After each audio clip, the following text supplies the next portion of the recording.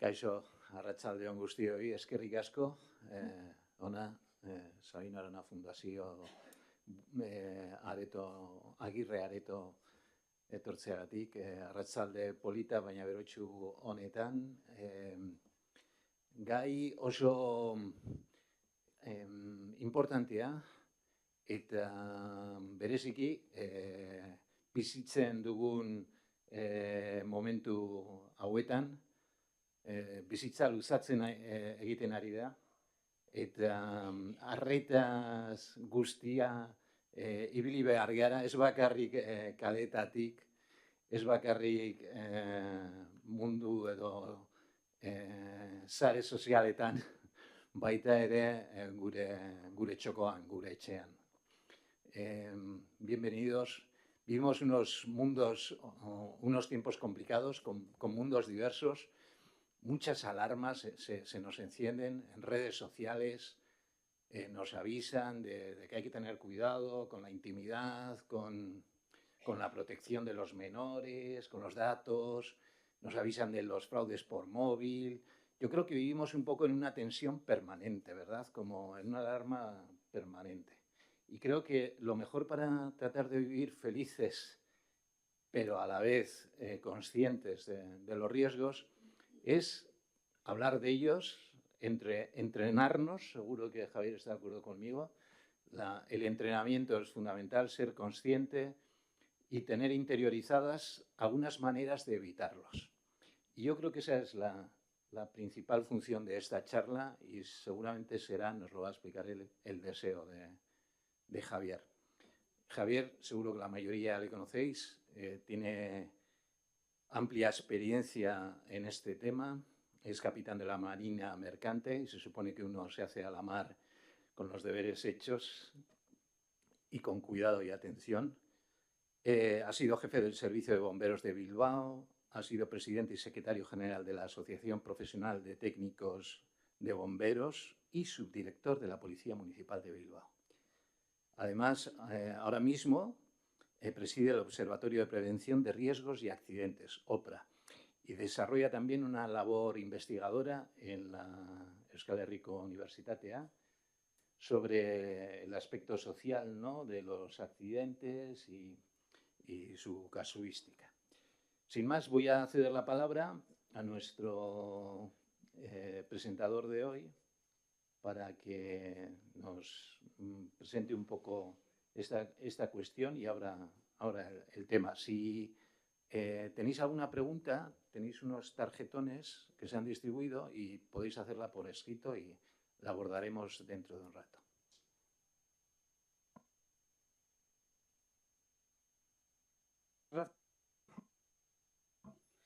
Muchas gracias por acompañarnos una vez más en este ciclo de conferencias que organizamos conjuntamente el dúo Elkardia y Sabino Arana Fundación, dedicado a reflexionar sobre algunas de las cuestiones que más afectan a nuestra calidad de vida y bienestar, especialmente en una etapa en la que la seguridad, la autonomía y los cuidados adquieren una importancia cada vez mayor. La conferencia de hoy aborda una realidad que a menudo pasa desapercibida porque forma parte de nuestra vida cotidiana: los accidentes domésticos. Sin embargo, las estadísticas nos recuerdan que el lugar donde nos sentimos más seguros, puede convertirse también en un escenario de numerosos riesgos que en muchos casos son evitables mediante la prevención, la información y la adopción de hábitos adecuados. Para ayudarnos a identificar esos riesgos y aprender cómo prevenirlos, contamos con un ponente de amplia experiencia profesional y reconocido prestigio en el ámbito de la seguridad y la prevención. Javier Larrea es capitán de la Marina Mercante. Ha sido jefe de Servicio de Bomberos de Bilbao, además de presidente y secretario general de la Asociación Profesional de Técnicos de Bomberos y subdirector de la Policía Municipal de Bilbao.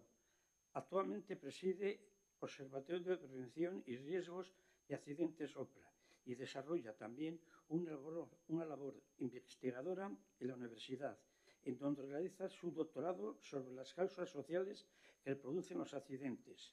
Es, por tanto, una persona que reúne una extraordinaria experiencia práctica y profundo conocimiento de la prevención y la seguridad, dos aspectos que hoy tendrá ocasión de compartir con todos nosotros y nosotras. Javier, muchas gracias por aceptar nuestra invitación. Cuando quieras. Arratsaldeon guztioi. Bueno, eskerrik asko, muchas gracias por esta doble presentación. Y bueno, sin más, me gustaría empezar con la charla. Lo importante no es lo que yo cuente, es lo que aprendáis. Así que fijaros bien en todas las cosas que voy a decir, que van a ser muchas, para que vayáis apuntando algunas de ellas. Os voy a rogar que si no hay ningún bombero, ningún policía, ni ningún médico de urgencia, pues pongáis los móviles en silencio para que así, cuando estemos durante la charla, no nos interrumpamos. Yo lo voy a hacer también, porque espero que no me llame nadie, y si me llama alguien, pues podrá esperar hasta después, que no es tanto tiempo. Voy a romper un poco el protocolo, como a mí me gusta, y les voy a pedir a mis compañeros de mesa que se pongan también ahí con el público, porque yo me voy a bajar abajo para estar más cerca de vosotros y explicaros las cosas con más proximidad. Voy a poner en marcha. ¿Estaba puesta ya, Aitor, por abajo? Estaba aquí, ¿no? Esto es, sí. Bueno, esta es la tercera charla que doy aquí en la Sabino Arana Fundación. La primera la dimos sobre las caídas, sobre la prevención de caídas. A mí es la que más me gusta porque es la que más víctimas mortales causa y además es la que más accidentes tiene de gravedad. La segunda fue el año pasado sobre los incendios y esta tercera vamos a tratar los accidentes domésticos, o sea, aquellos accidentes que tenemos en casa. No suelen ser los más graves, no suelen ser los que más víctimas mortales producen, pero son los que más veces nos pasan. Tenemos muchos de estos accidentes que vamos a ir viendo, que os voy a ir desgranando poco a poco y de uno en uno, aunque agrupados por temas. Me gustaría decir, ya que han mencionado mi condición académica o profesional de capitán de la marina mercante, es que los capitanes, quizá esto no lo sabéis, el principal trabajo de un capitán de la marina mercante es la seguridad. O sea, no hay, claro, llevar un barco de un sitio a otro, sí, pero tenemos que atender a la seguridad del barco, la seguridad de la tripulación, en primer lugar, y la seguridad de la carga. O sea, ese es el objetivo de nuestro trabajo, mantener en todo momento esto con seguridad. Luego ya, en el servicio de bomberos, pues lógicamente la seguridad de los ciudadanos, en mi caso, como era de Bilbao, pues de los bilbaínos. A ver si este es el mando a distancia. Sí.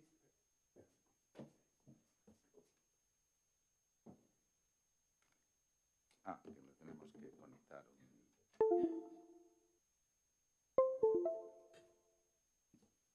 Bueno, pues me voy a poner en posición, a ver si me escucháis. Tengo la petaca por aquí.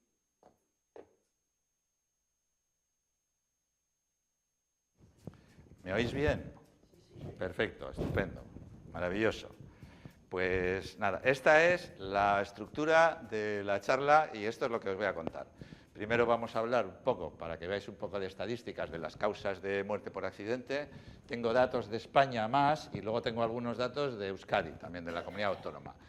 ¿Qué tipos de accidente hay? Vamos a tratar por separado los cortes, golpes, contusiones, las quemaduras y los riesgos de la electricidad en el hogar, las intoxicaciones, los atragantamientos, que son uno de los que sí que causan más víctimas mortales en nuestro hogar, en nuestra vivienda, en el domicilio.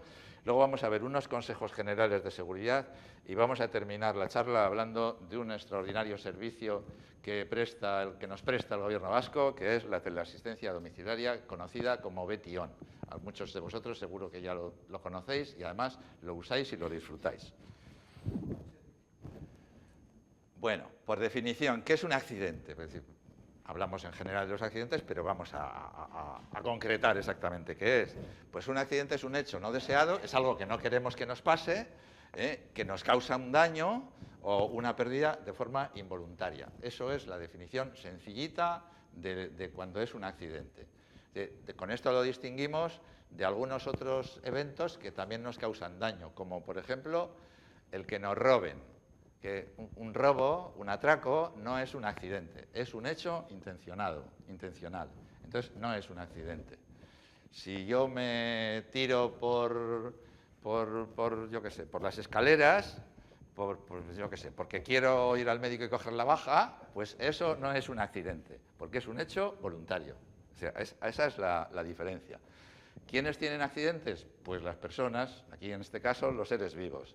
Y quiero que ya os quedéis con este concepto desde el principio. Los accidentes se pueden evitar.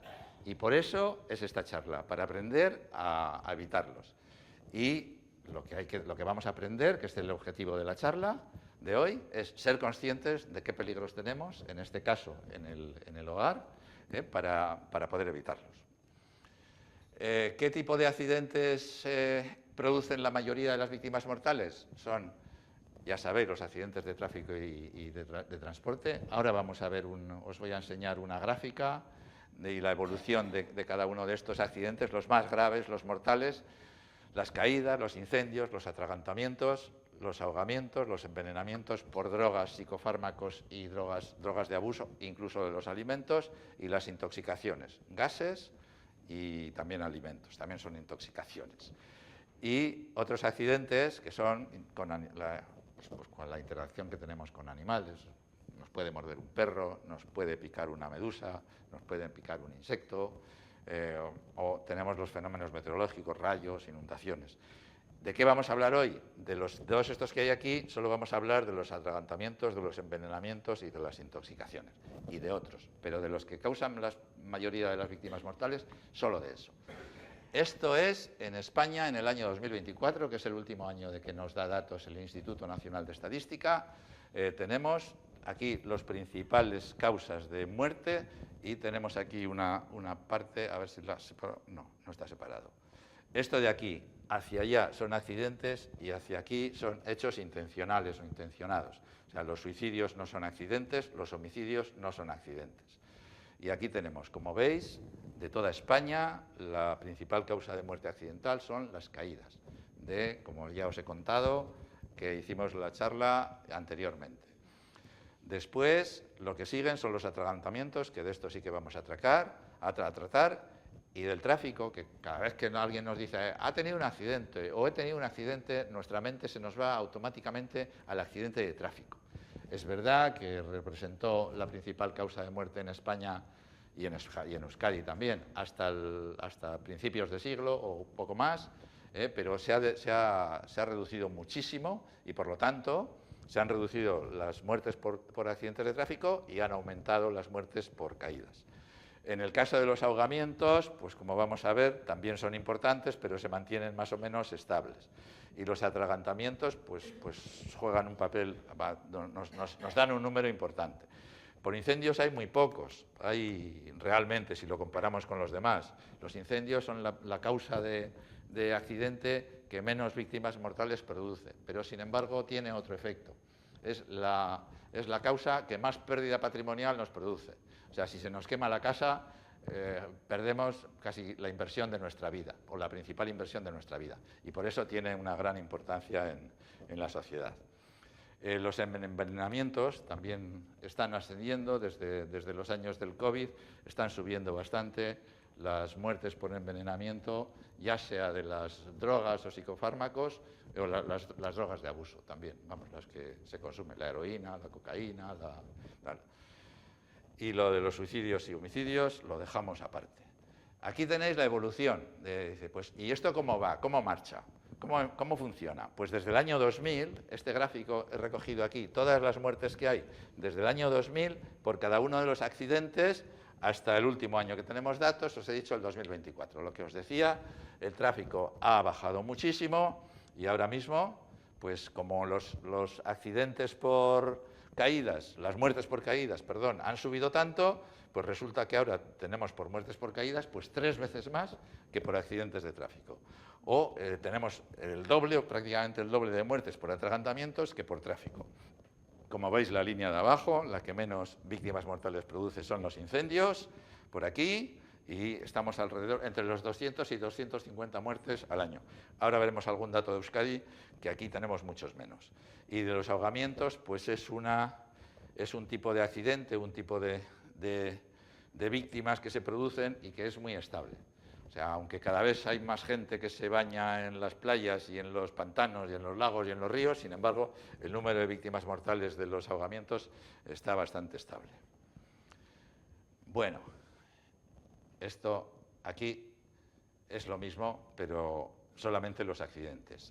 Esta de aquí es del año 2024 y he recogido solo los datos de las personas mayores de 64 años. O sea, solemos decir mayores de 65.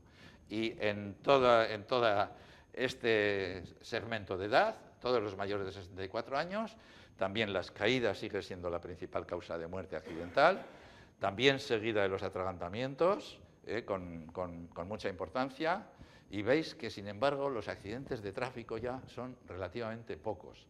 Influye mucho porque ya la gente mayor ya conduce menos y entonces utiliza menos el vehículo. Sin embargo, hay otra cosa que os quería llamar la atención, es el tema del sexo. En este gráfico veis la columna gris es el total en cada causa y la columna azul se refiere a los varones y la columna rosa o magenta se refiere a las mujeres. En casi todos los accidentes, vamos a ir a ver si voy hacia atrás, en casi todos los accidentes veis que los hombres mueren mucho más que las mujeres. En las caídas mueren más, en el tráfico mueren más, 4 veces más, hombres mueren en el tráfico 4 veces más que las mujeres. En el ahogamiento se da el mismo caso, 4 veces más mueren los hombres que las mujeres. En los envenenamientos, lo mismo, también son los hombres los que caen más que las mujeres. Y esto es una tónica general. Y en el resto de accidentes, también los hombres más que las mujeres. Pero cuando analizamos los datos de los mayores de 64 años, en algunos casos se nos invierte. En el atragantamiento, pues las mujeres tienen más víctimas mortales. En las caídas, también. Pero, ¿sabéis por qué es? Porque a partir de los 85 años ya casi no quedan hombres y hay muchísimas más mujeres. Y por eso las mujeres son las que empiezan a liderar el ranking de muertes por accidentes, ¿no? Pero, sin embargo, sí que se ve que aquí, que en el tráfico también siguen siendo mucho menos las mujeres y en los ahogamientos también muchísimas menos. Es decir, también hasta en los incendios se da. En los incendios, ya lo vimos en la charla de incendios, que los hombres mueren entre un 50% más y el doble, que no se sabe muy bien por qué, pero bueno, eso es una realidad, hablando de todas las edades. En los envenenamientos, sin embargo, a partir de los 65 años, aunque en el total eran más víctimas mortales los hombres, pues sin embargo aquí ya se iguala. Bueno, vamos a pasar de las muertes en Euskadi, que también son datos escandalosos cuando los analizamos, y son el año 2024, teníamos 278 muertes por caídas. Fijaros si lo comparamos con los muertos por incendio. Es que son 50 veces más, vamos, 30 veces más. O comparado con los accidentes de tráfico, de 60, pues también son 6 veces más, ¿no? O sea, evidentemente, la principal causa de muerte y, por lo tanto, de tener accidentes son las caídas. Las caídas también las vamos a tener en casa. Muchas de ellas tenemos en casa. De hecho, los estudios que hay, que aunque no son exhaustivos, ni son muy buenos ni muy certeros, pero más o menos nos indican que las muertes por caída vienen a ser aproximadamente la mitad en el hogar y la otra mitad en la calle, en espacios públicos, en la vía pública. Más o menos es el reparto convencional que se acepta. En los ahogamientos, aquí en este caso, pues a veces mira, es que os cuento, la Organización Mundial de la Salud, que es la que establece la clasificación internacional de enfermedades, pues como son médicos, pues para ellos la causa de muerte que analizan es la causa clínica. ¿Y por qué se ha producido? Pues por una obstrucción de las vías respiratorias. Y les da igual si te has atragantado o si te has ahogado con agua. O sea, lo cuentan idénticamente igual, lo cuentan mal. Y por lo tanto, en este caso, lo que pongo aquí como ahogamientos son juntos los ahogamientos y los atragantamientos. Porque, en este caso, el Eustat, que es el de donde he recogido estos datos, pues los cuenta juntos. Ese es uno de los problemas que tenemos. Y aunque a la OMS se le está pidiendo que lo separe, pues no lo hace, no lo acaba de hacer. Bueno, por aquí tendríamos los hechos, las muertes intencionales, estamos hablando de la comunidad autónoma de Euskadi, suicidios, cuando alguna vez oigáis, que se suele oír, dice, no, los suicidios son la principal causa de muerte externa, es decir, muertes externas se les llaman a todas aquellas que no son muertes naturales, a todas aquellas que no son muertes por enfermedad. Entonces se dice, son los suicidios, mentira, son las caídas. Y después los atragantamientos. Esa es la realidad. En este caso, es verdad que en Euskadi vienen los suicidios antes que los atragantamientos, que los ahogamientos. Bueno, no me quiero enrollar en esto, pero sí que os quiero dar una idea para que sepáis que alguien nos pregunta, bueno, ¿y por qué hay tantos muertos por caídas o por qué hay tantos muertos por atragantamientos? Pues hay una razón, porque no se hace nada para evitarlos. O sea, en el caso de los incendios, que hay muy pocos, pues sabéis que todas las ciudades del mundo, todas, se han quemado o enteras o en parte, todas. Entonces llevamos 2.000 o 3.000 años o 5.000 años viviendo con los incendios. Y durante esos 5.000 años hemos aprendido a hacer cosas para que los incendios haya pocos.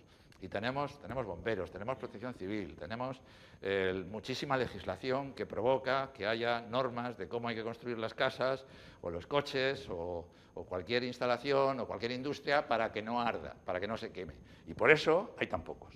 En el tráfico tenemos, pues bueno, legislación, dentro del Parlamento hay una comisión de seguridad vial, dentro del Poder Judicial hay una fiscalía especializada, es decir, y luego hay policías nacionales, una Dirección General de Protección Civil, de Tráfico, la Guardia Civil, las policías locales, las autonómicas, bueno, todo lo que hacen, todos los servicios sanitarios para atender con ambulancias cuando hay un accidente, es decir, hay muchísima cosa. ¿Qué hay para cuando alguien se cae? Nada. ¿Quién piensa en el problema de que las caídas son un problema importante? Nadie. ¿Quién piensa en cómo se podrían reducir los atragantamientos? No hay nadie, nadie lo piensa, no tenemos ningún estamento, no tenemos ninguna recogida de información, no tenemos datos, no sabemos qué hay que hacer para eso. Bueno, algún día llegará. Y ya vamos a meternos con otros tipos de accidentes, que es el objetivo de la charla. Ya vale de esta introducción. Vamos a hablar de estos, de los cortes y desgarros, de los golpes y contusiones, quemaduras, intoxicaciones, los escapes de gas y vamos a ello. ¿Por qué pasan los accidentes? ¿Qué es lo que ocurre? Apuntároslo, pensar bien en todo esto que en este catálogo de razones por las cuales. Primero, pues porque a veces no sabemos, desconocemos que determinados peligros nos pueden producir ese daño, es decir, que nos pueden producir el accidente. Desconocemos los peligros. O por la falta de previsión. ¿Por qué? Por desconocimiento, por comodidad, porque a veces sí sabemos, si hago esto me puede pasar no sé qué, pero ¿para qué me voy a poner los guantes si esto en un momento... O espera, tenía que ir a por un alicate, pero espera, que lo hago con un destornillador. Y claro, se me escapa el destornillador y me lo clavo en la mano. O sea, sabes que te puede pasar, pero por comodidad, dice, pues no voy a por los guantes. O espera, es que no veo bien, voy a dar la luz. Por no ir hasta donde está la luz, pues me lo ahorro, ¿no? Por descuido, porque pues has hecho algo y no te has dado cuenta, ¿no? Y por desatención. Esta última parte es muy importante. La mayor parte de los accidentes ocurren por una falta de concentración en lo que estás haciendo.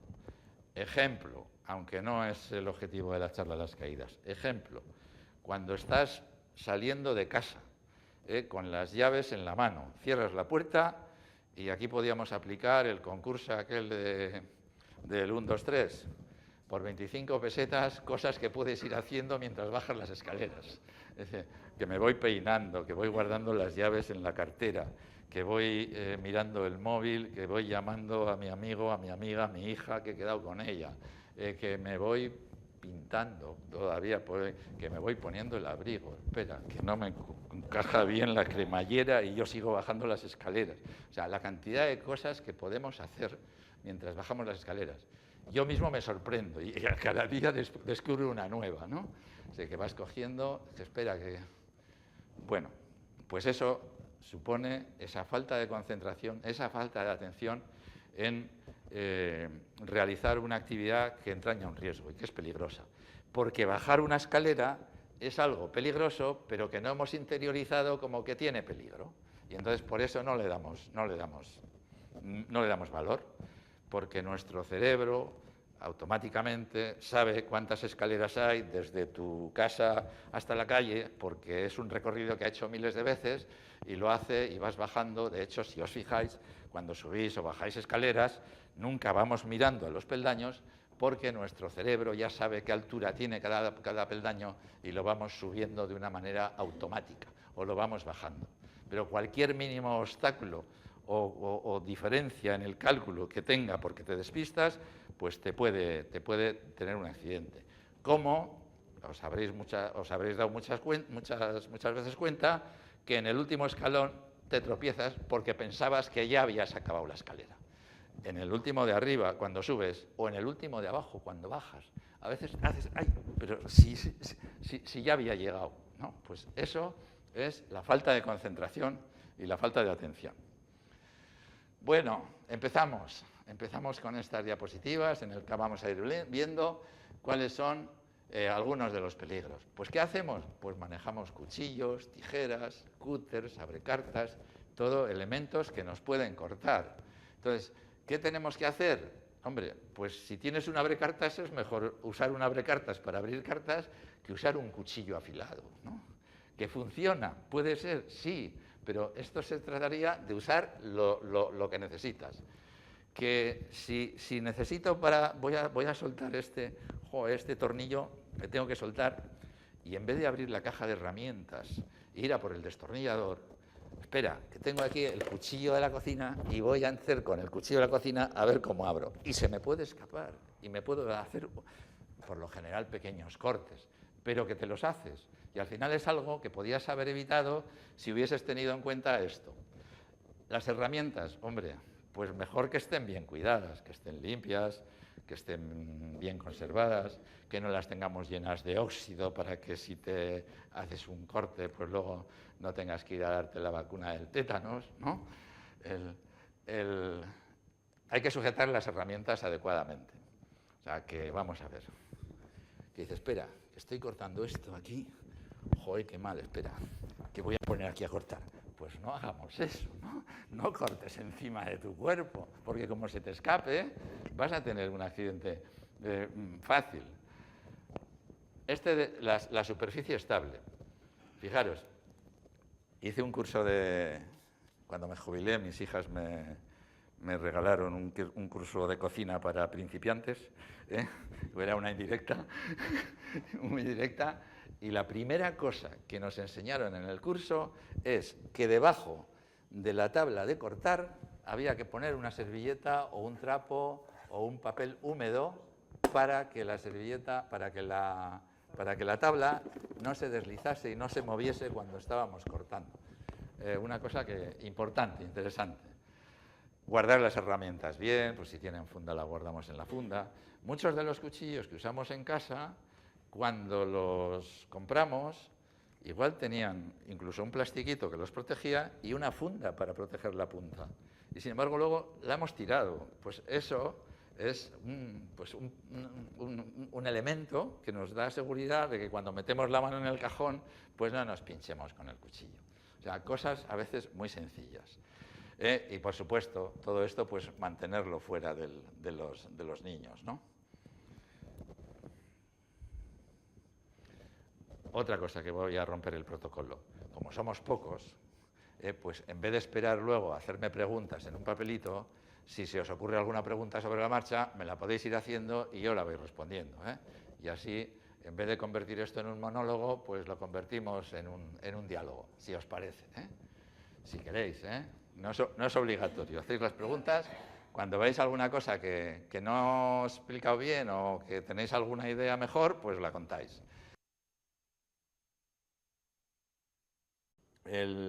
Lo que hemos dicho antes nos vale para el jardín y para el bricolaje. Utilizar la herramienta adecuada y la correcta. ¡Ay, sí, ya está aquí! Ya, ¡qué bien! Bueno.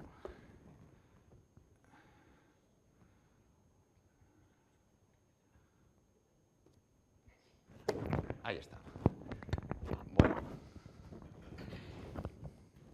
Que básicamente es lo mismo que habíamos hablado antes.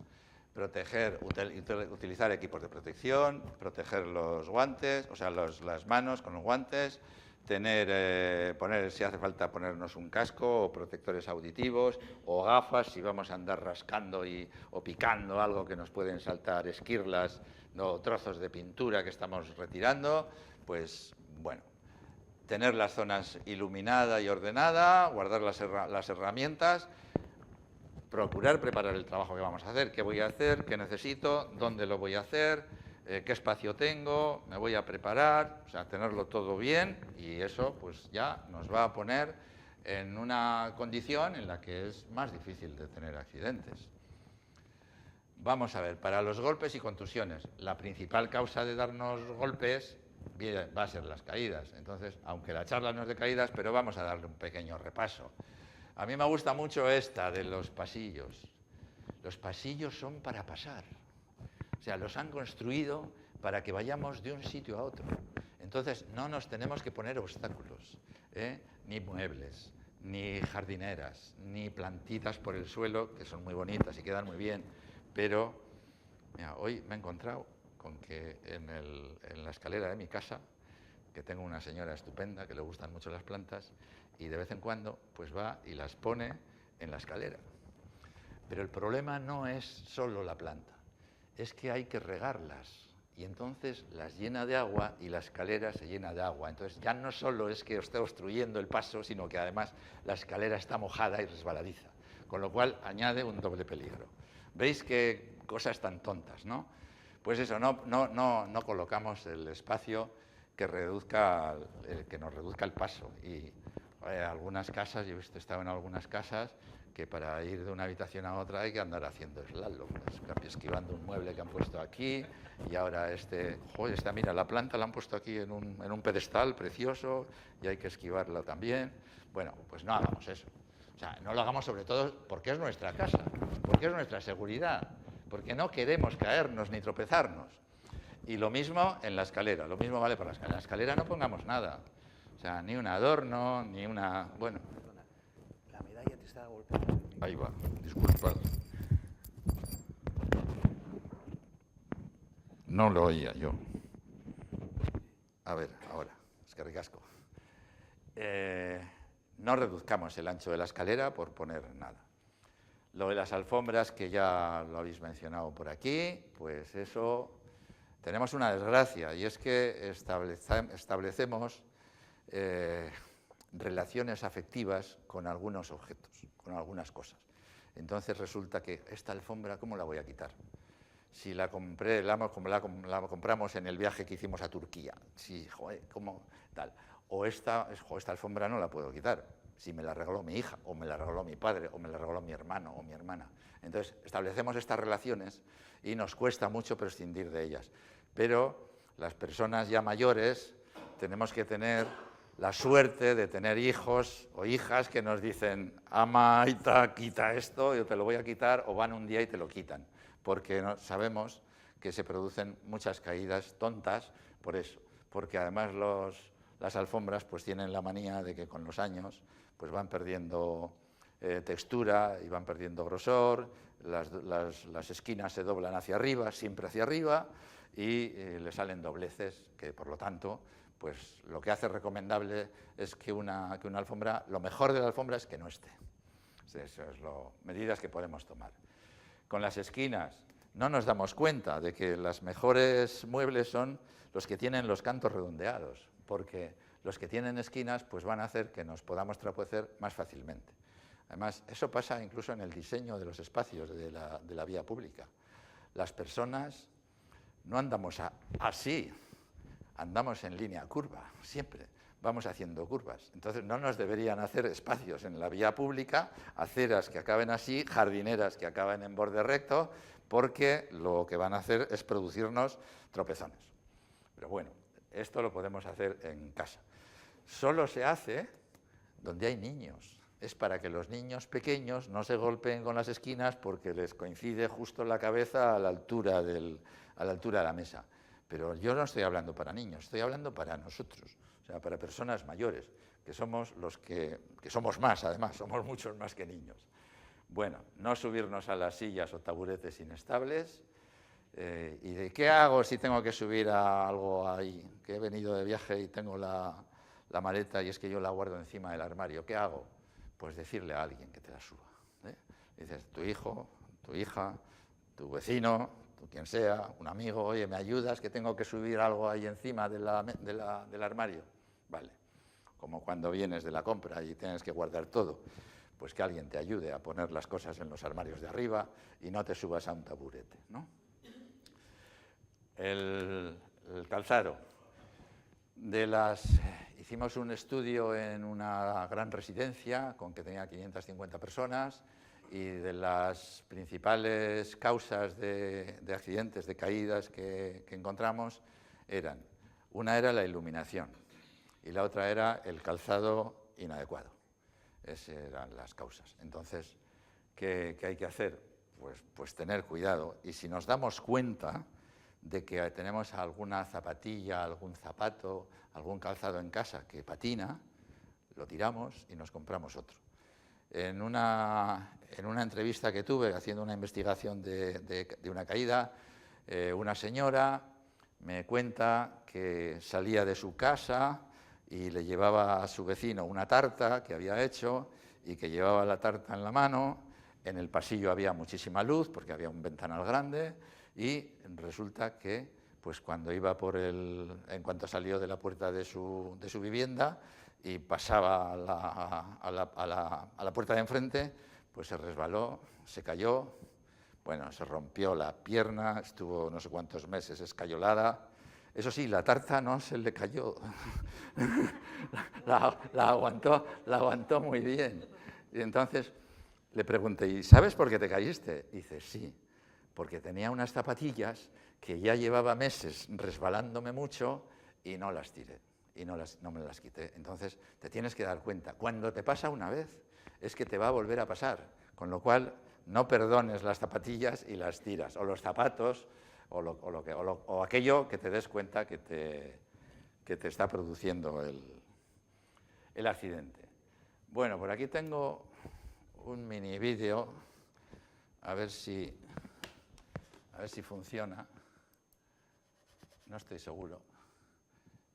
Espera un poco. Es para que dejéis de oír mi voz. Hola a todos y bienvenidos a este nuevo análisis visual de la cocina a medianoche o simplemente podar un par de ramas en el jardín. Esa familiaridad brutal que tenemos con nuestro entorno a menudo nos da un exceso de confianza tremendo. Y ojo, porque es... Hola a todos y bienvenidos a este nuevo... Joder, espera. Esto es un lío, espera. A ver. Esto no sé si lo puedo quitar. Necesitaba... ¿Está por ahí, editor? Es por ver si podía utilizar el ratón. A ver, espera, a ver. Es que el vídeo no lo quiero dar entero. A ver dónde está. Es que ¿esto se puede quitar? Eso es el pasador de... Ah, sí, pues lo quitamos un momentito, sí.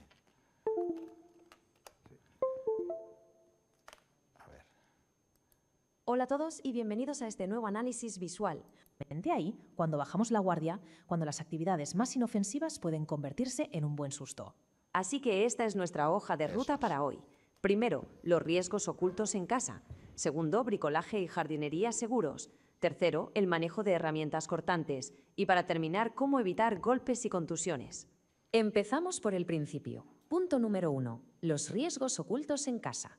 Y vamos a sentar las bases. Un hogar seguro no es algo que aparezca por arte de magia. Bueno, vamos a Seamos pasar esto, que llave. esto ya estaba. Queda claro que la seguridad aquí no es solo cuestión de tener.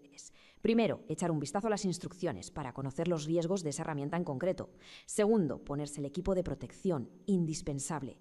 Tercero, revisar que las herramientas no estén oxidadas o tengan piezas sueltas, porque una herramienta en mal estado es una bomba de relojería. Y cuarto, preparar la zona de trabajo para que esté limpia, bien iluminada y sin trastos por el medio. Y hablando del equipo de protección, muchas veces pensamos, esto es solo para profesionales de la construcción. Pues no, ni mucho menos. Unas buenas gafas nos salvan de que nos entre serrín o una astilla traicionera en el ojo. Los guantes resistentes son literalmente la barrera entre nuestra piel y un buen corte o una quemadura aquí. Joder, se ha ido. O sea, no funciona cuando está en exposición.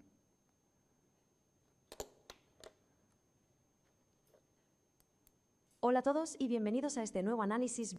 A ver, eso es herramientas eléctricas para centrarnos en algo muchísimo más cotidiano.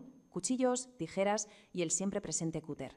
Los usamos tantísimo que, la verdad, a veces les perdemos el respeto por completo. Las pautas de seguridad nos anclan un poco en la realidad y nos recuerdan las mecánicas básicas de corte. Nos dicen claramente qué debemos hacer y, sobre todo, qué locuras no debemos hacer jamás al sostener un objeto afilado. Fijaos en este contraste porque es brutal.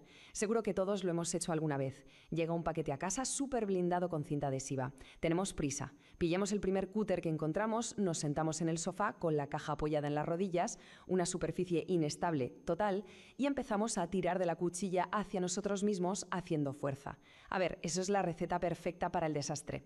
Lo que dictan las normas es agarrar firmemente, cortar siempre alejando la hoja del cuerpo, apoyarse en una mesa estable y, por favor, recoger la hoja del cúter en cuanto terminemos. Luego está el aspecto social de la seguridad, que es algo en lo que casi nunca pensamos. Si alguien nos pide unas tijeras o un cuchillo en la cocina, ¿cómo se lo damos? La regla de oro, y esto hay que grabárselo a fuego, es entregarlo siempre por el mango. Pasar algo afilado apuntando hacia la otra persona es un riesgo absurdísimo, que se soluciona literalmente con un simple giro de muñeca. Y ojo con esto, porque es la advertencia más crítica para los tiempos que corren. Estás cortando algo y de repente la pantalla del móvil se ilumina con un mensaje. La tentación de apartar la vista mientras la mano sigue moviendo el cuchillo es enorme. Las fuentes son tajantes aquí. La concentración lo es todo. Las distracciones son el principal catalizador de los accidentes en casa. Si suena el móvil y hay que mirarlo sí o sí, primero se para de cortar, se suelta la herramienta y luego ya miramos la pantallita. Y por último, punto número 4, evitando golpes y contusiones. Salgamos ahora del taller y la cocina y vayamos a los pasillos, al salón o a las escaleras. Esas zonas por las que pasamos 100 veces al día y donde todos somos súper vulnerables a peligros invisibles. Existe todo un mapa de navegación que nos muestra cómo transitar por nuestra propia casa para no acabar llenos de moratones. Es como una coreografía de seguridad para movernos por casa. Repasemos rápido los clásicos peligros de tropiezo. A ver, los pasillos son para transitar, no para poner ese mueble decorativo que nos obliga a pasar de lado. Los zapatos dejados justo en la puerta, un clásico que reduce nuestro espacio de maniobra. ¿Y qué me decís de esa alfombra que resbala? O el cable del cargador atravesando el salón. Son trampas mortales esperando a que alguien pase corriendo. Y por supuesto, nada de subirse a una silla coja para alcanzar algo del armario de arriba. Usemos una escalera de tijera en condiciones, por favor. Y esto nos lleva a la forma en la que nos movemos. A veces, por no dar 2 viajes, apilamos 3 cajas gigantescas y caminamos a ciegas por el pasillo. Avanzar sin ver dónde pisamos o si hay un escalón delante es peligrosísimo. Y no nos olvidemos del calzado. Andar en calcetines por un suelo recién fregado o con zapatillas que resbalan es comprar papeletas para una caída, sobre todo si vamos cargados. Y claro, era imposible no mencionar esto. Los protectores en esquinas y bordes. Porque, ¿quién no ha visto las estrellas alguna vez tras golpearse el dedo meñique del pie contra la pata de la mesa? ¿O se ha dado en la espinilla con el mueble de la tele? Más allá de la anécdota y del dolor insoportable, poner protectores en esos puntos conflictivos es diseño preventivo en estado puro. Sobre todo, fundamental si hay niños correteando por la casa. Ya para ir cerrando este recorrido, nos queda un recordatorio vital sobre el sentido común y el autoconocimiento. Saber reconocer hasta dónde llegamos es, en sí misma, una medida de seguridad importantísima. Si hay que tocar cables eléctricos del cuadro de luces, si nos falta experiencia, o si simplemente estamos reventados de cansancio, no pasa absolutamente nada por parar. No hay por... Bueno, vamos a seguir. Era un pequeño repaso de lo que habíamos visto.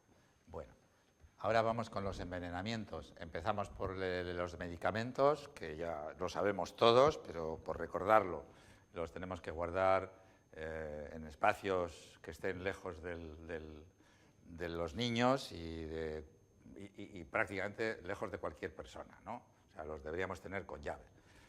Las instrucciones del médico, no automedicarnos, no tomar medicinas caducadas, porque, bueno, total, ¿por qué van a caducar si hace total solo 2 años que las tengo en casa?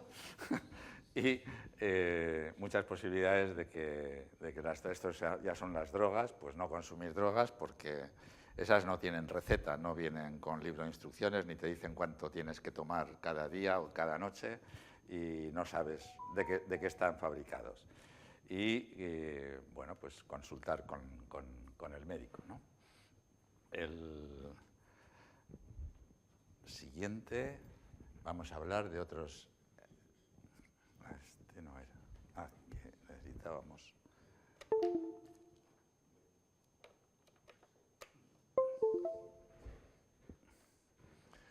Vamos a hablar ahora de otra intoxicación, que es la del monóxido de carbono. El monóxido de carbono es un gas que se produce en las combustiones incompletas, es decir, cuando una caldera de gas nos funciona mal. También es un gas que se produce en los incendios, es un gas que se produce en los braseros o en una calefacción que tengamos de carbón, o que se produce en una chimenea. O sea, siempre que está ardiendo un material sólido, se está produciendo también un monóxido de carbono. El monóxido de carbono es un gas que no huele, no se ve, no se distingue, y por lo tanto pues, es de difícil identificación para las personas que se van a intoxicar con el monóxido de carbono. Antes, también en las estufas, ¿os acordáis? Las catalíticas, que tenía una botella de butano, y entonces pues, teníamos toda una pantalla en la que el gas iba ardiendo y nos iba produciendo calor. Ahí veíamos muy bien que la llamita del gas era azul. Cuando la llama es azul, quiere decir que se está produciendo una combustión perfecta, y entonces no hay emanación de gas. Pero cuando se nos vuelve amarilla o naranja, quiere decir que no está funcionando bien. Eso nos pasa igual que en la caldera de gas que tenemos en casa para el agua caliente. Si la llamita es azul, eso está perfecta. Si es amarilla o se va oscureciendo hacia otro tono, quiere decir que está funcionando mal, y por lo tanto que se está produciendo monóxido de carbono. El monóxido de carbono es la principal causa de muerte en los incendios también. Cuando se produce un incendio empiezan a producirse humos, y justo con los humos van los gases. Como están calientes, van ascendiendo hasta arriba, hasta el techo, y por el techo se van extendiendo por toda la casa, por toda la vivienda o por todo el espacio donde se produzca el incendio. Junto con los gases, o sea, junto con los humos, van los gases, y uno de ellos es el monóxido de carbono. Dicen, es que el monóxido de carbono es más ligero que el aire y se evapora. No es verdad. Sí es verdad que es más ligero que el aire, pero si el aire pesa 1,27 gramos por litro, pues resulta que el monóxido de carbono pesa 1,22. O sea, es tan poca diferencia que se mezcla. El aire y el monóxido de carbono se mezclan. Total, que van avanzando, llegan hasta la habitación donde estás dormido, y como no te vas a enterar, porque ni lo hueles ni metes ruido, pues entonces puedes fallecer. De hecho, la mayor parte de las víctimas mortales en los incendios ocurren por la intoxicación del monóxido de carbono. Esa es la causa. Entonces, no solo ocurre en los incendios, sino que también puede ocurrir en una caldera que funcione mal, y por lo tanto la mejor manera es estos aparatitos que se llaman detectores de monóxido de carbono. Igual que hay detectores para humos de incendio, hay detectores para monóxido de carbono, aunque ya también los hay que sirven para detectar las dos cosas. Bueno, ¿cuál es lo mejor para evitarlo? pues tener una buena ventilación. Si hay ventilación, pues el monóxido de carbono no se concentra en la habitación, no alcanza las dosis letales y por lo tanto no nos puede intoxicar y por lo tanto no nos puede envenenar. ¿Qué es muy peligroso? Pues los braseros. Yo creo que igual tengo por ahí, sí, creo que tengo luego alguna diapo que lo hablamos y lo comentamos. Aquí prácticamente no se usan braseros en nuestro entorno, aquí en Euskadi no hay, pero en el resto de España, sobre todo de Madrid hacia abajo, en Extremadura, en Andalucía, en Castilla-La Mancha, en Murcia, sí que se usan mucho los braseros. Y todos los años, se producen un puñado de muertes debido a esto.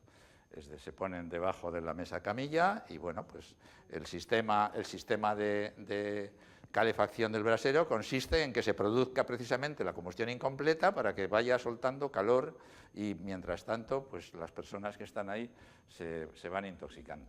Una de las formas de detectar el monóxido de carbono cuando uno está despierto es que te vas mareando, estás perdiendo la conciencia y te mareas, dices, qué mareado estoy. Bueno, pues es el momento de pensar en cuál es el origen de esa combustión incompleta, probablemente la caldera, la calefacción o la chimenea, y abrir las ventanas. O sea, con la ventilación se resuelve.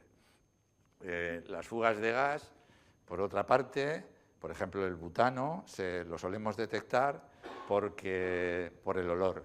Ya todos los que hemos manejado el butano, pues sabemos, huele a butano. Hay algún escape o alguna fuga. Es verdad, el butano no huele, el butano no huele a nada, pero cuando lo envasan le meten un producto para que nosotros lo podamos oler, pero en sí el butano no tiene olores. El butano, el propano, es igual que el otro gas, igual que el aire o el monóxido de carbono, no huelen, no tienen olor específico. Entonces, bueno, si olemos los que tenemos butano, enseguida, o los que hemos tenido butano en la vida, enseguida lo identificamos y es una manera de que hay que abrir las ventanas. Recordaréis que cuando se instalaba el butano en casa, venía el instalador y te obligaba a poner, donde teníamos en la cocina por lo general, una rejilla en la parte de abajo, para que si hay una fuga, pues el butano se pueda ir, porque el butano sí que es mucho más pesado que el aire. Entonces, siempre que hay una fuga de butano, se va al suelo. Bueno, el monóxido de carbono es también lo que se produce, y lo vemos en las películas, cuando alguien quiere matar a otro, le arranca el coche en el garaje y le pone un tubo desde el tubo de escape y se lo mete y lo sienta ahí en el asiento del piloto y le pone un tubo para que...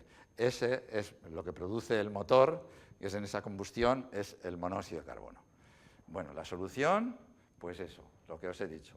Detector, ventilación, y también hay otra, es no tener equipos de gas, no tener cocina de gas. Por ejemplo, la cocina de gas también, los quemadores, os recordaréis que cuando los quemadores estaban muy viejos y muy sucios, en vez de producir la llama azulita, producían la llama amarilla.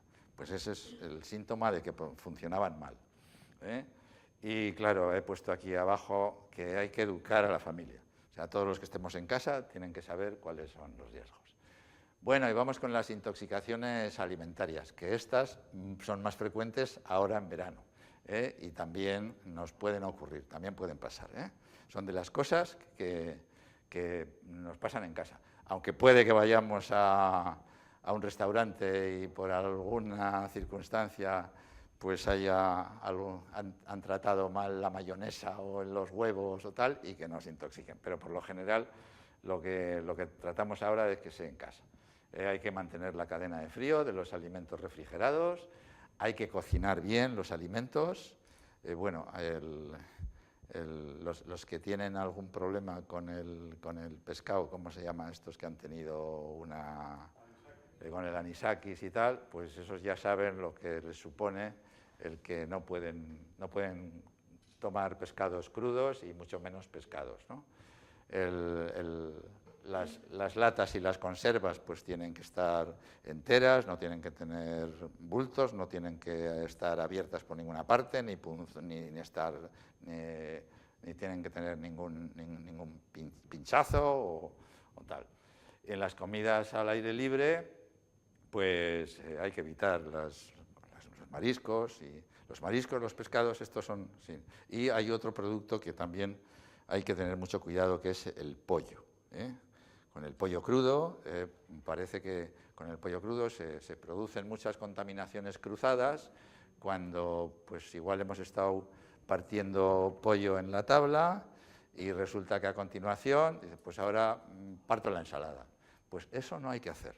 Deberíamos de tener en cuenta de que en ese proceso, en el intermedio, tenemos que ir a lavar el cuchillo que hemos utilizado, el pollo, la carne, con el que hemos cortado, para luego pues cortar las verduras, que resulta que esas sí que las vamos a tomar crudas. No hay problema con que el pollo tuviese algún problema, porque lo vamos a cocinar. Pero es que si pasamos la contaminación del pollo crudo a las verduras o frutas, pues entonces nos podemos tener esa contaminación cruzada.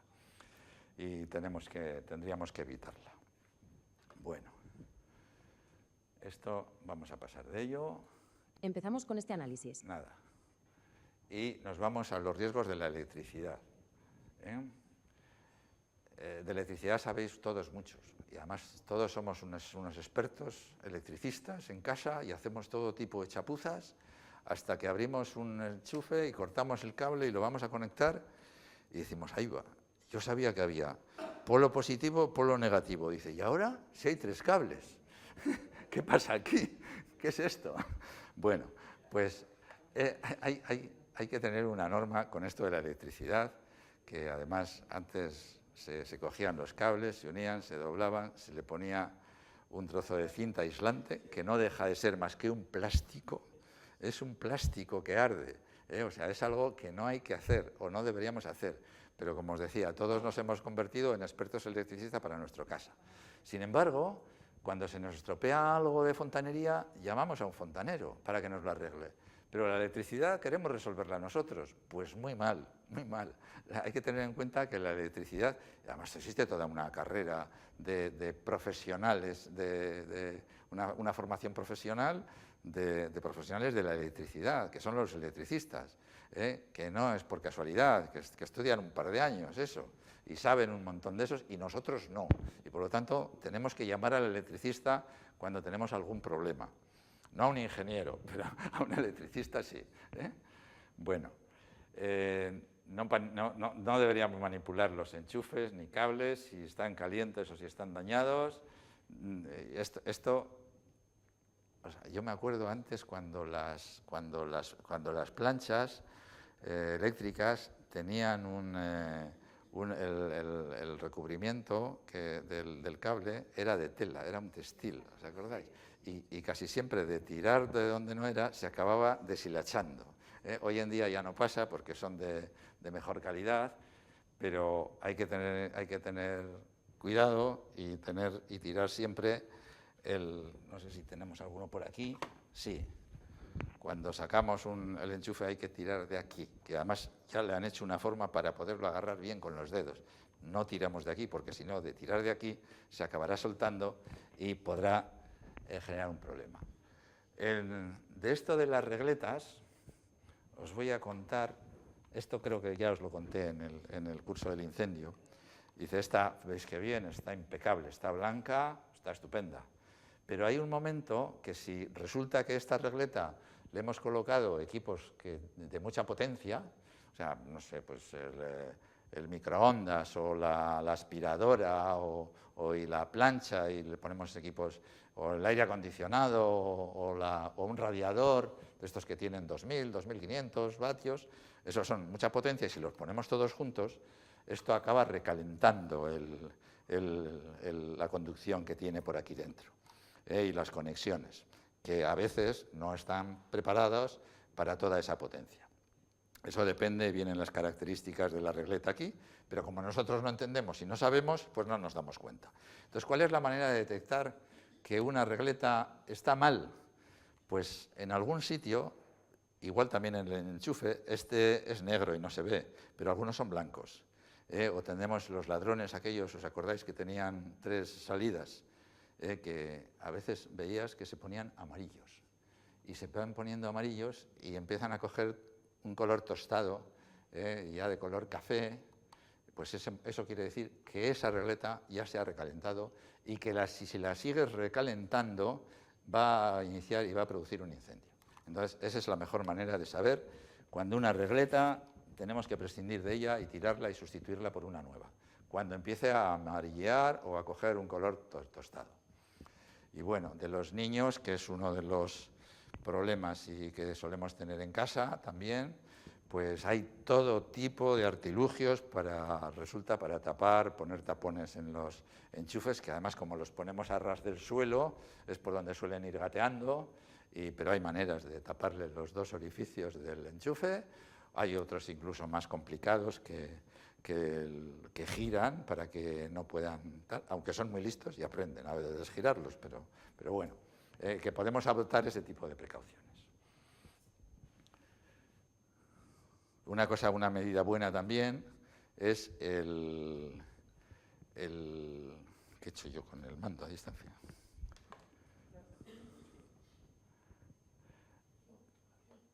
Que es el apagar los aparatos que no usamos. Es decir, que una regleta, por ejemplo, de las que tienen interruptor, es un aparato estupendo para que cuando tengamos ahí colocado el equipo de música y la televisión y no sé qué, en vez de darle al botón de la tele que se queda con el puntito rojo, que se queda encendida, darle a la regleta y apagarlo. Y además así deja de consumir. O sea, consumo cero. Sí, vale, vamos rápido, Bueno, las quemaduras en la cocina, no dejar desatendidas, tener cuidado con los mangos, cuidado también con los niños, este tema que miran por aquí lo hurgan todo y a veces te la dejan encendida sin que te hayas dado cuenta. No dejar los mangos hacia afuera, saber que nunca tienen que estar las cocinas como las velas, en el caso de incendios nunca hay que dejarlas solas, hay que estar en la habitación con ellas. Cuidado con las temperaturas, con la temperatura elevada y bueno, pues en Cruces tenemos una unidad de grandes quemados y todos los años hay alguna persona que muere por utilizar el agua muy caliente, que sale muy caliente de los calentadores, porque se ha puesto igual a 65 o 70 grados y esa temperatura mata. O sea que, bueno, y no manipularlo sin precaución. Vamos a ir un poquito más rápido. De esto de quemaduras tenemos la pirotecnia. Esto de la pirotecnia es un nombre inadecuado. La pirotecnia no es pirotecnia, son explosivos. Se tenían que llamar explosivos, no llamarles pirotecnia. Esto no estoy hablando de un caso, este es un niño de aquí, y esta es una foto del hospital de Basurto, que pasó porque alguien le llevó juguetes de estos malditos a su casa y hizo algo que no tenía que hacer, algo inadecuado. La pirotécnica no es un juego, suelo decir, eso es un eufemismo. Tenía que estar prohibido utilizar la palabra pirotecnia en los artilugios que son para el consumo de los niños. Hay que llamarles explosivos, que es lo que son, y están regulados por la ley de explosivos. Bueno, los otros riesgos, los productos de limpieza. Bueno, fuera del alcance de los niños, hay que saber lo que es la etiqueta, lo voy a pasar muy rápido, hay que estar ventilado, tienen que estar en un lugar seguro. Mucho cuidado con los envases, tienen que ser los originales, nunca cambiarles. Habréis oído que si un día en un restaurante una persona fue y pidió un vaso de agua y le dieron un vaso y se quemó y acabó en el hospital porque alguien había cogido la lejía y la había puesto en una botella de agua mineral, ¿no? Bueno, pues este tipo de cosas hay que tener en cuenta. Mirad qué bonito es esto, a que parecen juegos para los niños, Pues estos son los envases que tienen los productos de limpieza y de cosmética. Venga, estas etiquetas que os acordaréis venían antes en casi todos los productos de limpieza. Ya no existen. Si tenéis alguna de estas es que es muy antigua, la podéis tirar. Ahora son estas. Estas son las etiquetas que os podéis encontrar. Que es explosivo, que es inflamable, que es un comburente, o sea, que tiene oxígeno o nitrógeno, o es un nitrato, esto que es muy tóxico, estos son productos corrosivos, es decir, que te pueden quemar la piel si te los echas, o esto que tiene, este es un recipiente a presión, estos que son irritantes por lo general, y estos pues son un peligro para la salud y esto es un peligro para el medio ambiente. Aquí hay un pez muerto y un árbol muerto. Entonces, esto os lo encontráis aquí.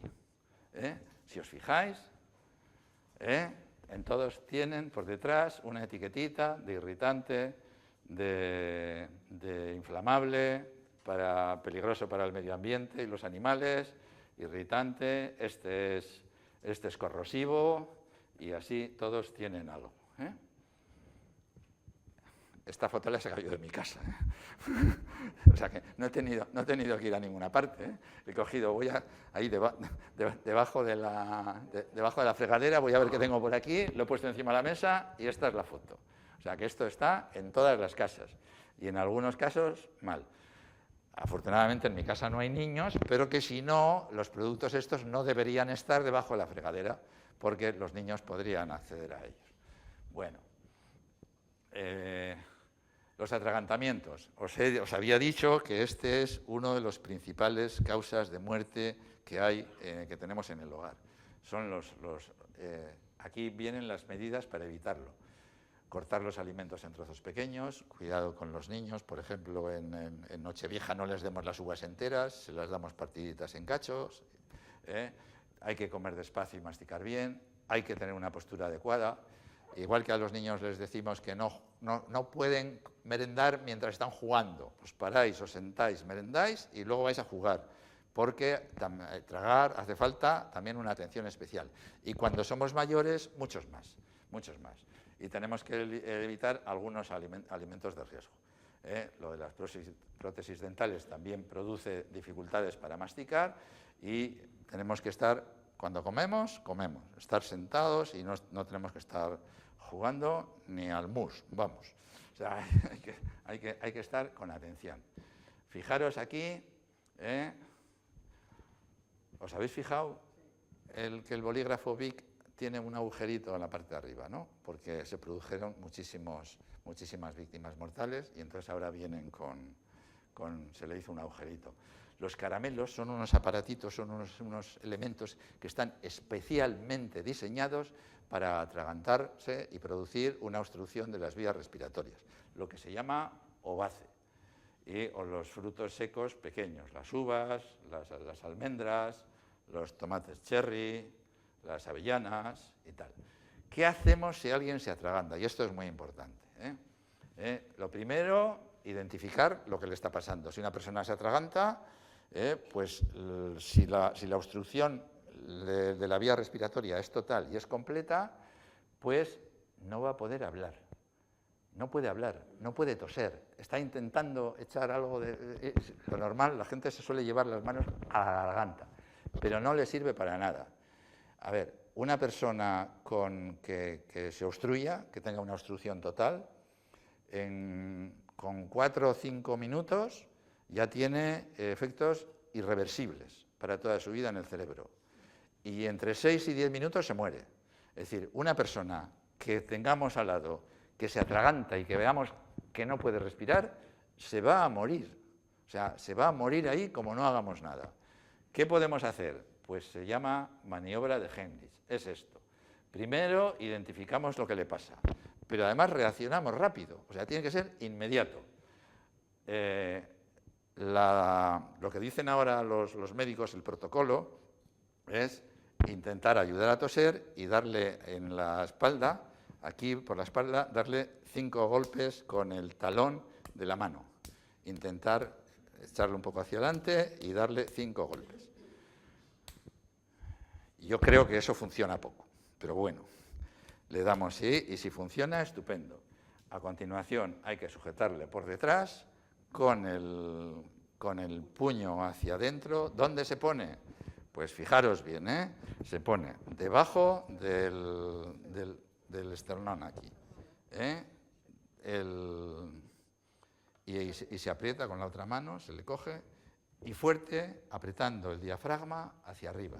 Vamos a apretar sobre el estómago el estómago va a presionar a los pulmones y todo el aire que está comprimido en los pulmones va a hacer que se expulse lo que tenga ahí, un caramelo, un tapón, una bola de carne, lo que sea. Yo tuve la suerte de salvarle a un niño en unas vacaciones en Formentera, que me lo encontré en el restaurante, estaba yo entrando, vi un revuelo grande, me acerqué, había un niño que tenían apoyado sobre la mesa, estaba morado ya cuando llegué, solo le cogí, le hice así y carapum, eché una bola, una pelota de carne que tenía en la boca y eso, y problema resuelto. A los 2 minutos el niño estaba corriendo por ahí. El niño además era de Bilbao, tenía 6 o 7 años. Bueno, sus padres no me dieron ni las gracias. Pero bueno, pero el niño se salvó, que era lo importante. Bueno, pues esto que habéis visto, me habéis visto hacer aquí, yo no lo había hecho nunca, pero sabía cómo se hacía, como ahora vosotros ya sabéis cómo se hace. Es decir, no hace falta dar un cursillo especial para aprender eso. Es tan fácil como poner aquí el puño, apretar y fuerte. Ahí luego también hay aparatos, empiezan a vender aparatos. Lo que pasa es que no sé por qué los colegios de médicos no les gusta que se use el aparato. Y ya debería haberlos en todas las residencias, en todos los restaurantes, en todos los comedores infantiles. Todos tenían un aparato que es una especie de ventosa que se aplica en la boca, tiene una especie de jeringa que hace vacío y aspira. Dicen que puede producir lesiones. Digo yo, ¿lesiones? Pero si se va a morir. O sea, ¿qué más lesión quieres? Bueno, a veces ya sabéis que los colegios de médicos pues tienen muchas resistencias. Bueno, los tratamientos, hay otro efecto, se produce, se llama la disfagia orofaríngea, que las personas muy mayores tienen problemas a la hora de tragar y esto hay que consultarlo con los médicos y ver qué alimentos no deberían tomar, ¿no? Y producir cambios en la alimentación. Por ejemplo, que es muy malo y que produce muchos problemas con esto de la disfagia, el pan Bimbo, por ejemplo, que se queda pastoso y se queda pegado y luego no se puede tragar. Bueno, consejos generales de seguridad, muy rápido. Cuando entras en una casa te puedes fijar en estas 3 cosas. Si estas 3 cosas están bien y se cumplen, puedes decir que en esa casa casi seguro que no va a haber accidentes. Hay una muy buena iluminación, hay limpieza y hay orden. Estas son las 3 claves para que en esa casa sea segura. ¿Qué hacemos? Consejos generales. Revisión anual del oído, porque como no oigas bien, pues hay muchas cosas que no vas a oír. Pues, por ejemplo, un incendio en la habitación de al lado, ¿no? La revisión anual de la vista. Si no ves bien, pues bueno, digo yo, tropezarte. Nadie se tropieza adrede con algo que está viendo. O sea, si te tropiezas es porque no lo has visto. Pues eso, buena visión. A ver qué pasa aquí. ¿Qué pasa aquí? Esto ya hemos visto. La buena iluminación, hay que tener un teléfono de números grandes, hay que tener una agenda donde tengamos los números de emergencia y de los familiares y los cuidadores, hay que saberse el 112 de memoria y todo esto hay que tenerlo en la mesilla, para usarlo desde la cama. Y vamos a hablar ahora de, bueno, luego, ahora no, de la teleasistencia. Javier, perdona, nos estamos quedando sin tiempo. Ah, sí. Tenemos las preguntas, sí, llevamos 1 hora y media. Bueno, si no es... Bueno, acabo enseguida, rápido, sustituir cocinas, os decía, cocinas de butano por las cocinas eléctricas. Cuidado con los escapes de gas. Ya hemos hablado de los braseros, no tener braseros, tirarlos, no acumular papeles, periódicos, revistas. Esto no es solo porque podamos tener el síndrome de Diógenes y luego tener incendios, sino porque además si dejamos cosas por ahí, pues nos podemos tropezar. Al salir de casa, una recomendación, salid siempre de casa con las llaves en la mano. ¿Sabéis para qué? Para que no os las dejéis dentro, que eso de los servicios de bomberos sabemos muchos de ir a abrir la casa que se han dejado las llaves. Bueno, pues hay que apagar las luces, hay que cerrar las llaves del gas, no hay que dejar sartenes y cerrar el agua, que para las compañías de seguros es lo peor. Lo que más daños les produce y más pérdidas a las compañías de seguros es el agua. La llave de la vivienda cerca de la puerta, siempre por dentro, claro, pero no os la guardéis en el bolsillo o en la cartera, no, que esté al lado de donde está la cerradura por si tenéis que salir de casa. Y aquí vamos a hablar ya de la teleasistencia. Las personas que no lo tengáis, que no lo conozcáis, tenéis que informaros bien. ¿A quién se le aplica? El sistema que os decía se llama Betion, del Gobierno vasco, y se aplica, se solicita. ¿Quiénes lo pueden solicitar? Pues las personas mayores de 75 años que vivan solas, las mayores de 65 dependientes, las personas con discapacidad o aquellas que estén en una situación de aislamiento social y que valoran los propios servicios de Betion cuando se hace la solicitud. Si no me equivoco, esto se puede solicitar directamente al servicio de Betion, o bien a través de la página de Susenean del Gobierno vasco, o bien a través de los servicios sociales del Ayuntamiento. Lo principal y fundamental que os voy a enseñar, sí, es que traía aquí la tienda, a ver, ahora hay muchas cosas, que no solo lo más importante y lo que más se conoce es el medallón, pero hay otros, a ver dónde está.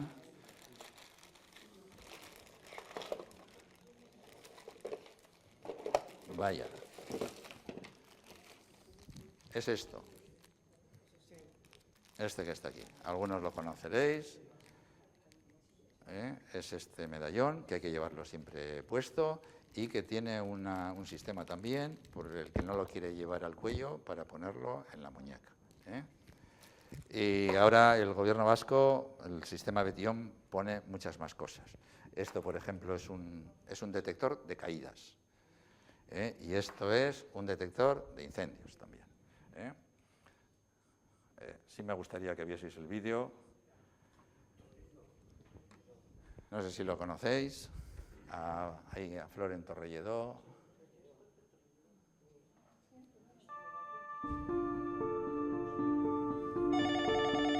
Egunon, Servicio de Teleasistencia de Gobierno Vasco, ¿en qué le puedo ayudar? Betion es un servicio de atención permanente en el domicilio las 24 horas del día y todos los días del año, atendido por personas específicamente preparadas para dar respuesta adecuada a situaciones de emergencia o necesidad social. Este servicio de teleasistencia está basado en la instalación de un equipo conectado a la línea telefónica de la persona usuaria en su domicilio y de un pulsador o medalla que esta persona siempre lleva consigo. El servicio de teleasistencia Betion puede ser solicitado por las siguientes personas. Personas mayores de 75 años que vivan solas, personas mayores de 65 años en situación o riesgo de dependencia, personas con discapacidad intelectual, física, sensorial o que padezcan una enfermedad mental en situación de dependencia y personas en determinadas situaciones de riesgo de aislamiento social. El precio del servicio de teleasistencia Betion es de 4 euros al mes. Las solicitudes de acceso al servicio pueden llevarse a cabo por la persona interesada o por una persona representante a través de los servicios sociales de base del ayuntamiento de la persona interesada, llamando al 012 en las oficinas Zuzenean del Gobierno vasco o en euskadi.eus/Betion. Una vez realizada y aprobada la solicitud, profesionales de Betion se desplazarán al domicilio de la persona usuaria para instalarle el equipo y entregarle un pulsador o medalla. A partir de ese momento, la persona usuaria tendrá acceso a una serie de prestaciones como atención telefónica, atención presencial en su domicilio, dispositivos de seguridad que detectan, por ejemplo, fuego, gas o una caída, campañas informativas sobre temas de salud y bienestar, teleasistencia móvil. Oye, Floren, tú nos has hecho un montón de compañía desde la radio, pero ¿te has sentido alguna vez solo? ¿Qué va? Con mis hijas, mis amigos. Y ahora soy Betion. Con tu medallita roja. Mi mamá también es Betion, ¿eh? Me da seguridad. Y cuando lo necesitas, te atienden de inmediato. Me da tranquilidad. Betion, 10 años a tu lado. Gobierno vasco, Euskadi, bien común. Bueno, todos estos artilugios son los que tiene. Antes estaba el medallón, pero ahora tenéis todas estas cosas que es el servicio que os ofrece Betion. ¿Sabéis cuál es el momento en el que uno se da cuenta de que necesita tener el medallón, el servicio de la asistencia? Os lo voy a decir yo ahora. Nunca. O sea, nunca nadie se da cuenta de que es lo suficientemente mayor o vulnerable como para exigir o pensar en que tiene que pedir el medallón. Entonces, como eso pasa es nunca, os lo voy a decir ahora, hoy. O sea, hoy es el momento en el cual tenéis que pensar que debéis tenerlos. Pues ya lo tenéis. Nada, enhorabuena. Genial. Pues lo normal suele ser que nadie se pone en esa situación de solicitar este servicio hasta que ya le ha pasado algo. Eso suele ser lo normal. O que le ha pasado algo a alguien muy próximo.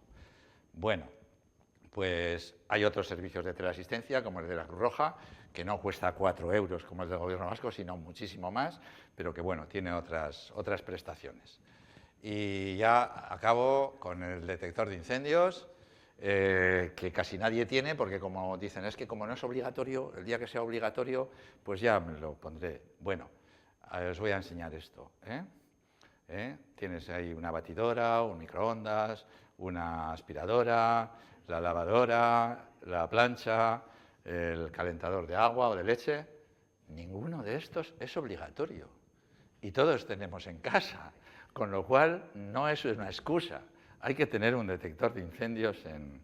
Bueno, se había traído varios, pero bueno, este es uno, el que tiene el Gobierno vasco, otro que es el que yo ando recomendando por aquí ahora, aunque es difícil de conseguir, que es este, que tiene batería de 10 años. Entonces, es lo que recomiendes.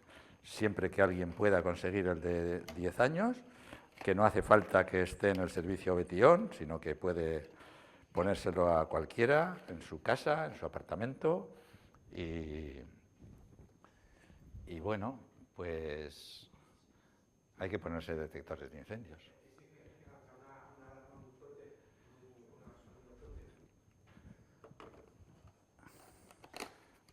A ver si tengo alguno conectado. Suenan todos igual, si no me equivoco, tienen todos, porque esto viene regulados, tienen que tener 85 decibelios.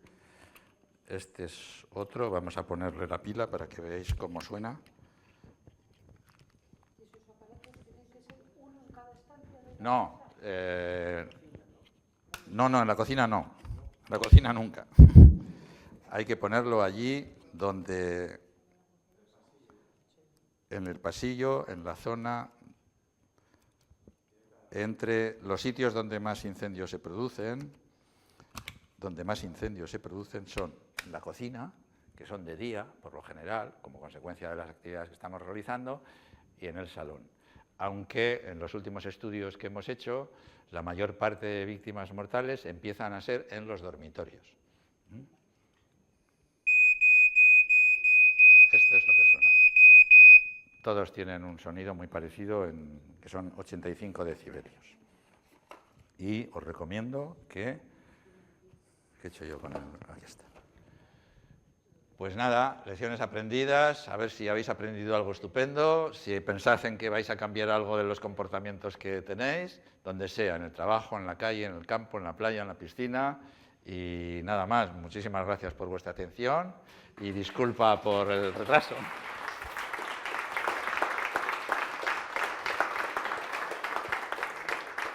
Pues nada, os decía, esta es la tercera de las charlas y estoy preparando otra para el año que viene, que será la de los accidentes fuera de la vivienda, fuera de la casa.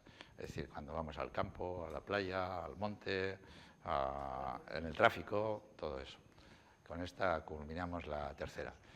Tenéis tiempo para hacer preguntas si queréis.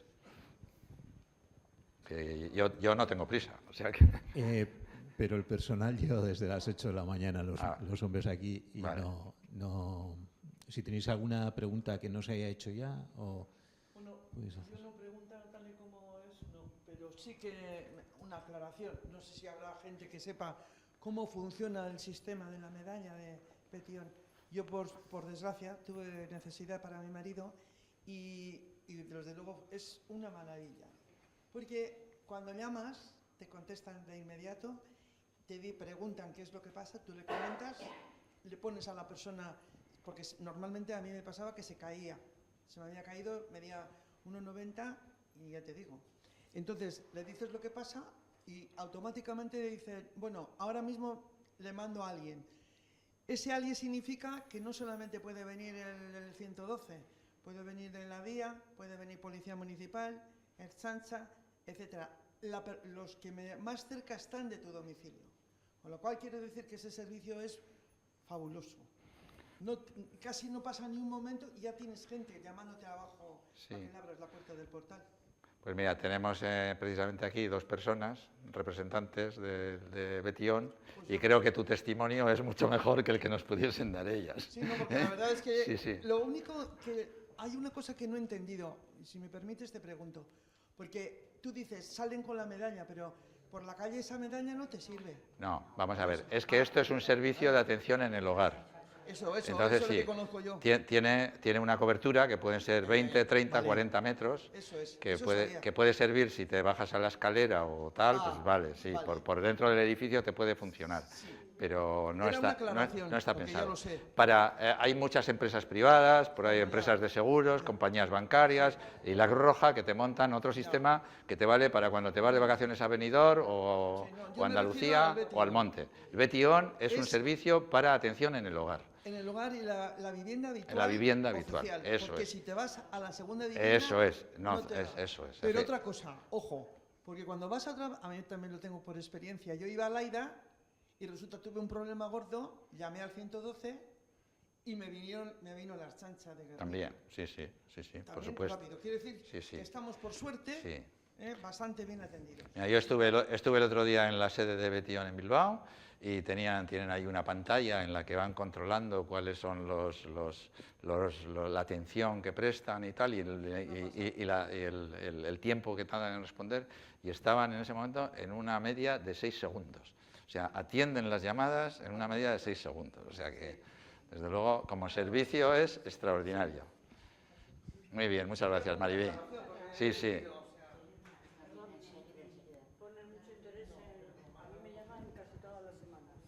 Te llaman, sí. Claro. Dependiendo del perfil de persona, pues tienen un tipo de atención diferente, claro. Sí. Javier, una duda sobre el tema de las caídas. O sea, llama mucho la atención, sobre la estadística, me refiero. Llama mucho la atención que sigan subiendo, que sean una causa tan importante de muertes y de accidentes, cuando se supone que no solamente en las casas, sino en las vías públicas, cada vez se están poniendo más medios para que no haya caídas. Pues las aceras se rasean, etcétera. Entonces, una duda que se me ocurre. Cuando, lo mismo que has dicho, el tema del atragantamiento, o sea, el ahogamiento, se mete todo junto, lo que es alimenticio y que es de tal.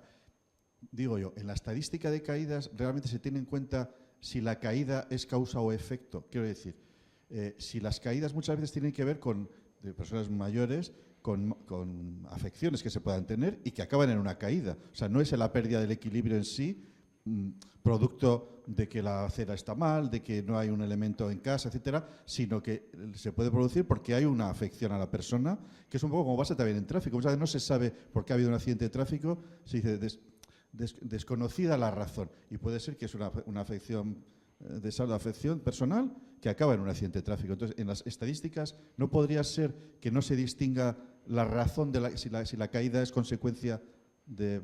No sé si me explico. Sí, entendido perfectamente. Seguro, absolutamente. O sea, es así. O sea, lo que dices es así. O sea, no se distingue la causa del efecto. Solo se contabilizan la caída, la muerte por caída, que están bien contadas, se contabiliza debido a que es una muerte accidental y, por lo tanto, como muerte violenta, los fallecidos por caídas acaban en la mesa del forense. En el Instituto de Medicina Legal van allí y les hacen la autopsia. Es verdad que los forenses suelen tener, aunque no saben dónde se ha caído, porque a ellos les viene del hospital por lo general y no saben, no tienen datos de por qué se ha producido la caída, pero sí que tienen el historial médico de los pacientes. Eso sí lo saben. Pero eso no se recoge en la estadística, no se recoge. Y es verdad que entre las causas por las que se produce una caída son, primero, porque te patinas, otra, porque te tropiezas, otra, porque te golpeas con algún objeto y otra, porque tienes un síncope. El síncope es el mareo o la pérdida de conocimiento o el desmayo, ¿no? Es lo mismo, o sea, es una causa. Los médicos que han investigado y que investigan mucho, y hay muchas investigaciones del mundo de la sanidad, tanto la medicina, la enfermería, la geriatría, la gerontología, los cuidados, todas las ramas de la medicina que estudian las caídas, acaban siempre determinando que hay cuatro causas principales, bueno, 4 causas, ellos le llaman factores, que son los factores endógenos, que son los factores internos que dependen de la persona, dependen de las condiciones de salud de la persona. Y les atribuyen a 4 elementos, a 4 factores, las principales caídas. Primera, la hipertensión. O sea, las personas hipertensas se caen más. La segunda es la diabetes. Las personas diabéticas también se caen más. La tercera es el sobrepeso o la obesidad. También se caen más. Y la cuarta causa que tienen identificada es la polimedicación. Es decir, las personas que toman más de 3, o sea, de 4 medicamentos o más a lo largo del día. Esos son los 4 elementos o 4 factores que ellos entienden que producen más caídas y por consecuencia también más víctimas mortales. Pero no están cuantificadas, no hay datos. Como no hay ningún organismo que se dedique a investigar eso, igual que tenemos una dirección de tráfico que investiga cada accidente, pero aquí no hay nadie que investigue eso y por lo tanto ni tan siquiera sabemos cuántas muertes se producen dentro de la casa o fuera, o cuántas hay en una escalera, o si son subiendo o bajando. O sea, no tenemos datos. Entonces, los datos para la investigación son como el oxígeno para la respiración. Sin datos no hay investigación. Entonces, bueno, hasta que no demos ese paso y se cree un órgano que sea responsable e investigue esto, pues vamos a estar así. Y el año que viene ya os aseguro que va a haber más víctimas mortales por caídas. Habrá más, entre otras cosas porque también es verdad que está asociado con la longevidad. A mayor años de vida, pues las condiciones físicas que tenemos son peores y no hemos de olvidar que nos movemos en una ciudad que está diseñada no para las personas de 80 años, sino las personas de 40 o de 20. O sea, si tú vas a Venecia y subes por el Palacio Presidencial, la altura de las escaleras del siglo XVI son las mismas alturas de las escaleras que tenemos hoy en día. No hemos pensado que a partir de ahora vamos a vivir hasta los 100 años y que deberíamos pensar que las escaleras tienen que ser más bajitas y que la altura de los peldaños tiene que ser menor. Pero en eso, como digo, no piensa nadie. Y si no piensa nadie, no lo vamos a resolver. Pero sí, tienes razón. Ahí estás. Por ejemplo, los americanos tienen identificadas que todas las caídas que se producen por causas endógenas no deben ser consideradas caídas, que es pues, la consecuencia de una enfermedad o de un estado de salud. No es accidente, no es accidental.